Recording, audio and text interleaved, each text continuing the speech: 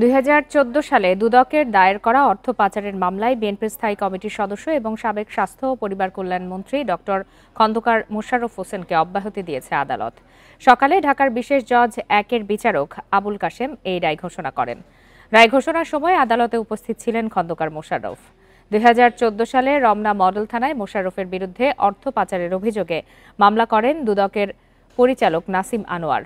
মামলার অভিযোগ থেকে জানা যায়, ডক্টর খন্দকার মোশাররফ হোসেন ও তার স্ত্রী বিলকিস আক্তার হোসেনের যৌথ নামে যুক্তরাজ্যের লয়েড টিএসবি অফশোর প্রাইভেট ব্যাংকে ৮,০৪,১৪২.৪৩ ব্রিটিশ পাউন্ড জমা করেন।